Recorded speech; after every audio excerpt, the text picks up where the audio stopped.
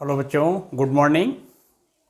आज हम नए टॉपिक के साथ 12th क्लास की फिजिक्स डिस्कस करेंगे। और आज का टॉपिक गॉस थ्योरम की एप्लीकेशन को डिस्कस करने में मदद करेगा।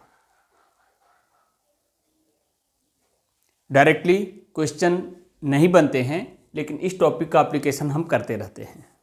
तो देखिए, सबसे पहले हमारा टॉपिक का नाम क्या है? Charge distribution and respective electric field. जो चार्ज का डिस्ट्रीब्यूशन है कितनी तरह का हो सकता है, और उसके करस्पॉन्डिंग जो इलेक्ट्रिक फील्ड है उसकी डायरेक्शन क्या हो सकती है, इन दो बातों को इस लेक्चर में हम आपको बताने का प्रयास करेंगे। और हम उतनी ही बातें केवल डिस्कस करेंगे जो सीबीएसई के एग्जामिनेशन पॉइंट ऑफ व्यू से आपके लिए इंपॉर्टेंट होगी। तो देखिए, as we know that charge is quantized. Charge की जो वैल्यूज है डिस्क्रीट होती है, और चार्ज की जो वैल्यू होती है Q is equal to N into E. N क्या है? इंटीजर है, और E क्या है? Basic unit of charge. अब इस बात पर हम ज़्यादा डिस्कशन नहीं करेंगे, क्योंकि क्वांटाइजेशन ऑफ चार्ज में इस बात को हमने डिस्कस किया है। आइए, चार्ज का डिस्ट्रीब्यूशन तीन तरह का होता है। अगर चार्ज किसी वायर पर डिस्ट्रीब्यूट है तो उसे हम कहेंगे लीनियर चार्ज डिस्ट्रीब्यूशन, और चार्ज किसी सरफेस पर डिस्ट्रीब्यूट है तो उसे हम क्या कहेंगे? Surface charge distribution. और चार्ज अगर किसी पर्टिकुलर वॉल्यूम में, क्यूब है, क्यूबॉइड है, या किसी भी शेप का ऑब्जेक्ट है, लेकिन उसके पूरे इंटायर वॉल्यूम में अगर चार्ज डिस्ट्रीब्यूट है तो उसे हम क्या कहेंगे? Volumetric charge distribution. अगेन आते हैं लीनियर चार्ज डिस्ट्रीब्यूशन। हमने क्या कहा? If charge is distributed along the length of wire, what we called it? linear charge distribution। अब आप देखिए, मान लीजिए एक वायर है इनफाइनाइट लेंथ का। What I am saying, we have a wire of infinite length. अब इस वायर की जो लेंथ है इनफाइनाइट है, इसके ऊपर कितना चार्ज दिया? Plus Q. लेकिन ये charge plus Q entire length पर यूनिफॉर्मली डिस्ट्रीब्यूट है, तो हम क्या कहेंगे? Uniform linear charge distribution. Again I am saying कि चार्ज क्यू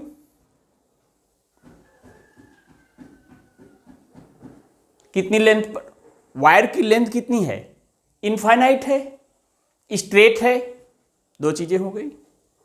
चार्ज का डिस्ट्रीब्यूशन कितना, कैसा है? यूनिफॉर्म है।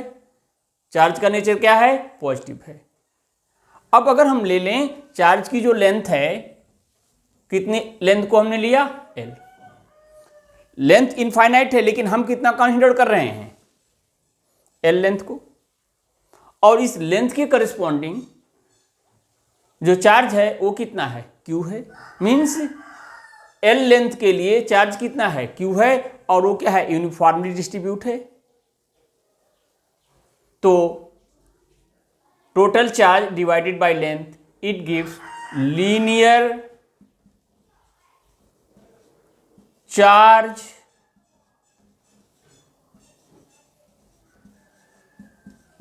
Density. Total charge divided by length gives what? Linear charge density. लेकिन हमने पहले ही बताया कि चार्ज क्या है, वायर क्या है? स्ट्रेट है, इनफाइनाइट लेंथ है, चार्ज का डिस्ट्रीब्यूशन क्या है? यूनिफॉर्म है। उसके बाद हमने कहा कि हमने चार्ज की, वायर की लेंथ को कितनी लेंथ को लिया? ये तो इनफाइनाइट है, लेकिन हम क्या ले रहे हैं? केवल यहां से लेकर के यहां तक। That is what? कितनी लेंथ है? L है। इस लेंथ में चार्ज कितना डिस्ट्रीब्यूट है? Q है। तो charge divide by length, linear charge density, उसका ऐसा यूनिट क्या है? Coulomb per metre. अब हम अगर इलेक्ट्रिक फील्ड देखिए, ए पॉजिटिव चार्ज है, इनफाइनाइट लेंथ के वायर पर डिस्ट्रीब्यूट है, तो it will produce what? Their own electric field. तो अगर इनफाइनाइट लेंथ का वायर है, स्ट्रेट है, चार्ज का डिस्ट्रीब्यूशन क्या है, यूनिफॉर्म है, और चार्ज का नेचर क्या है, पॉजिटिव चार्ज है। तो जो इलेक्ट्रिक फील्ड है पॉजिटिव चार्ज से या वायर के चारों तरफ, जैसे ये वायर हो गया तो इलेक्ट्रिक फील्ड इसके रेडियली आउटवर्ड इधर भी होगी, रेडियली आउटवर्ड इधर भी होगी, रेडियली आउटवर्ड इधर भी होगी, और रेडियली आउटवर्ड इधर भी होगी। Means electric field because of positive charge uniformly distributed over what? Infinite long straight wire is perpendicular to length of wire directed outward. अगर ये नेगेटिव चार्ज होता, चार्ज का डिस्ट्रीब्यूशन क्या होता, यूनिफॉर्म होता, वायर कैसा होता, स्ट्रेट होता, लेंथ क्या होती, इनफाइनाइट होती, तब भी electric field perpendicular to length of wire होगा। लेकिन तब क्या होगा, डायरेक्टेड इनवर्ड वायर की तरफ होगा। इधर आते हैं, हमने बताया अगर चार्ज का डिस्ट्रीब्यूशन किसी सरफेस पर है, अब मान लीजिए सरफेस की एरिया कितनी है, ए है, प्लेन शीट है, उसके ऊपर चार्ज कितना है, प्लस क्यू, और ये चार्ज कैसे डिस्ट्रीब्यूट है, यूनिफॉर्मली। तो charge divided by area give what, surface charge density, और इसका ऐसा यूनिट होगा कूलम पर मीटर स्क्वायर। इसके बाद थोड़ी सी बात और बढ़ाते हैं कि मान लीजिए हमारे पास एक इनफाइनाइट प्लेन शीट है। क्या है, इनफाइनाइट प्लेन शीट है, उसके सरफेस पर चार्ज का डिस्ट्रीब्यूशन क्या है, यूनिफॉर्म है, चार्ज का नेचर क्या है, पॉजिटिव है। तो electric field because of this infinite large plane thin sheet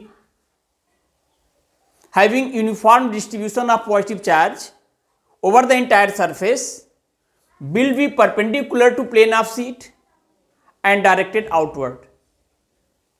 Again I am saying मेरे पास infinite large plane thin sheet है जिसके ऊपर चार्ज का डिस्ट्रीब्यूशन क्या है, यूनिफॉर्म है, चार्ज का नेचर क्या है, पॉजिटिव है। तो जो इलेक्ट्रिक फील्ड होगी प्लेन शीट की क्या होगी, परपेंडिकुलर होगी and directed along outward. Means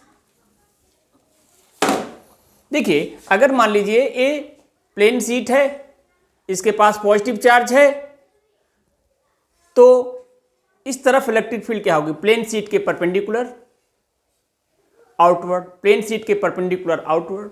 इधर आएंगे तो प्लेन शीट के परपेंडिकुलर आउटवर्ड, प्लेन शीट के परपेंडिकुलर आउटवर्ड। लेकिन अगर निगेटिव होता तो इलेक्ट्रिक फील्ड क्या होगी, प्लेन शीट के परपेंडिकुलर ही होगा लेकिन डायरेक्टेड इनवर्ड, अंदर तरफ जाएगा। इधर से क्या करेगा, इस तरफ जाएगा, इस तरफ जाएगा, इस तरफ जाएगा।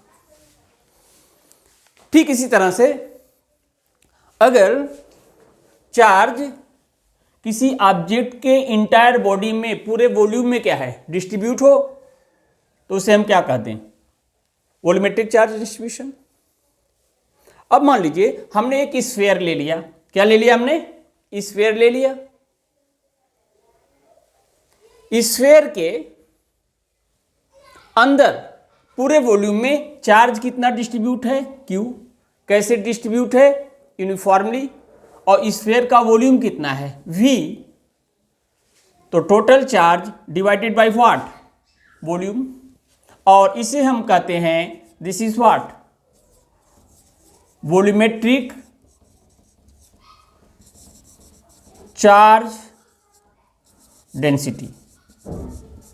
और इसे हम रो से दिखाते हैं तो charge divided by volume give what, volumetric charge density.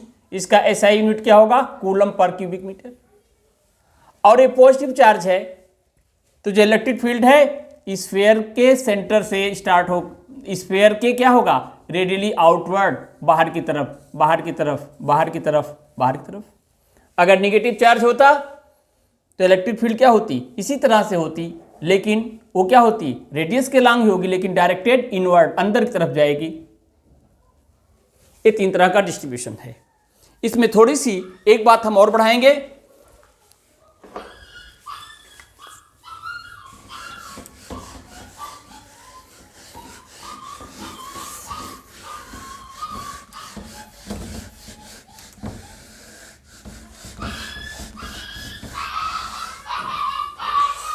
देखिए, मान लीजिए हमारे पास एक स्फेरिकल सेल है। क्या है, स्फेरिकल सेल। सेल का ये क्या है, सेंटर। यहाँ सरफेस पर चार्ज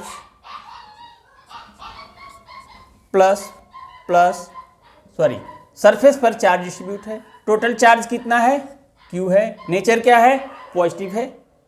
डिस्ट्रीब्यूशन कैसा है, यूनिफॉर्म। अब हम मान लें सरफेस एरिया कितनी है स्फीयर की, A। तो सरफेस चार्ज डेंसिटी सिग्मा से दिखाते हैं। टोटल चार्ज कितना है, Q, कि सरफेस एरिया कितना है, A coulomb per metre square. यहां से देखिए, इस केस में भी जो इलेक्ट्रिक फील्ड है रेडियल आउटवर्ड।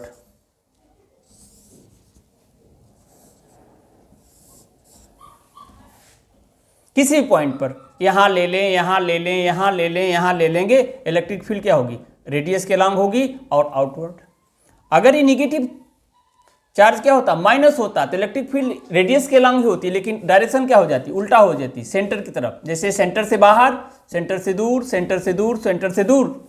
लेकिन अगर निगेटिव चार्ज होता तो इलेक्ट्रिक फील्ड इसी लाइन पर होता, लेकिन इन्वर्ट होता, इसी लाइन पर होता, इन्वर्ट होता, इसी लाइन पर होता, इन्वर्ट, इसी लाइन पर होता, क्या होता, invert. This is the things. Clear. अब एक बात और बता देते हैं बेटा, अगर यहां सरफेस चार्ज डेंसिटी है तो Q is equal to what, sigma by A. हम इसे यूज करेंगे। लीनियर चार्ज डेंसिटी लैम्डा से दिखाया था हमने, Q बाई एल। तो यहां पर Q is equal to what, lambda into L. इस फार्मूले को भी क्या करेंगे, हम यूज करेंगे फ्रिक्वेंटली। और अगर वॉल्यूमेट्रिक चार्ज डेंसिटी है तो यहां पर क्या था, Q बाई वी। तो अब Q इज इक्वल टू क्या हो जाएगा, रो इंटू वी। ये तीनों फार्मूले हम एप्लीकेशन में यूज करेंगे। You must remember it. With this, I am concluding my this lecture, and after that, I will discuss application of Coulomb's law, application of Gauss theorem in next video, next lecture. That's okay. Bye.